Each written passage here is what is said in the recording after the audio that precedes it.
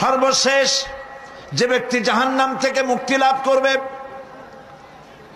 তাকে আল্লাহ পাক বলবেন, ফেরেশতাদেরকে বলবেন, ও আমার ফেরেশতারা, আমার এই বান্দাকে জান্নাত এবং জাহান্নামের মাঝখানে রেখে দাও।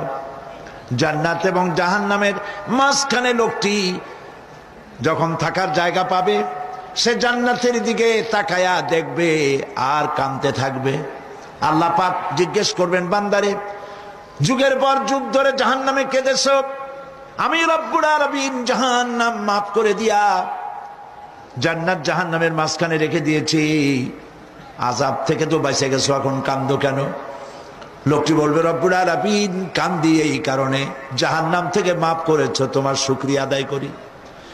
জান্নাত তো আমার কপালে নাই, কিসমতে নাই, কিন্তু জান্নাত আমি এখান থেকে দেখতে পাচ্ছি, জান্নাতের সুঘ্রাণ আমার নাকে আসতেছে, কপালে নাই যাওয়ার।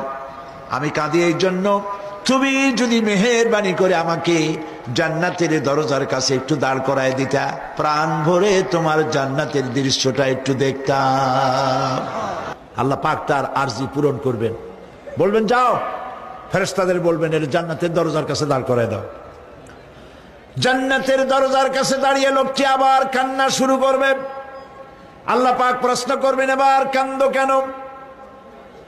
লোকটি বলবে, রব্বুল আলামিন কান্দি এই কারণে, জান্নাতের এই দরজায় দাঁড়ায়া জান্নাতের অফুরন্ত নেয়ামত কিছুই ভালো করে দেখা যায় না, শুধু অল্প জায়গা দেখি। যদি তুমি আমারে দয়া করে জান্নাতের মাঝখানে দাঁড় করায় দিতা, চতুর্দিকে তাকায়া তাকায়া দেখা কলিজারে ঠান্ডা বানাইতাম। তবে আমি ওয়াদা করি, জান্নাতের কোনো নাজ নেয়ামত, কোনো ফল আমি খাবো না, ধরবো না, সইব না। একটুখানি মেহেরবানি করে মাঝখানে দাঁড় করাইয়া দাও, জান্নারে ঠান্ডা করি। আল্লাহ রব্বুল আলামিন ফেরেশতাদের বলবেন, আমার এই বান্দারে জান্নাতের মাঝখানে দাঁড় করাইয়া দে। আল্লাহর নবী বলেন, জান্নাতের মাঝখানে দাঁড়িয়ে লোকটি আগের চাইতে আরো জোরে চিৎকার মেরে কাঁদতে থাকবে। আল্লাহ পাক বলবেন, বান্দারে কি হলো তোর? দরজার কাছে আসতে চাইছি রে, আইনা দিলাম।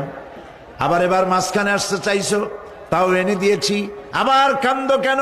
লোকটি বলবে, রব্বুল আলামিন এবার কান্দি এই জন্যে, তুমি যখন দয়া করে একটিবার জান্নাতের মাঝখানে এনে আমাকে দাঁড় করায় দিয়েছো, তুমি রহমান রহিম গফুরুর রহিম, এই আবারে আর বাইর করে দিও না। আল্লাহ রাব্বুল আলামিন বলবেন, ও আমার বান্দারে, আমার এই জান্নাত তোর খুব পছন্দ হয়েছে নাকি? লোকটি বলবে, রব্বুল আলামিন কলিজা ঠান্ডা হয়ে গেছে, ভাবতেও পারি না এই জান্নাত এত সুন্দর। আল্লাহ পাক বলবেন, বান্দারে, এরকম একটি নয়, দুইটা নয়, তোর জন্য আমি 10টা জান্নাত এইরকম রিজার্ভ করে রাখছি। সুবহানাল্লাহ, সুবহানাল্লাহ।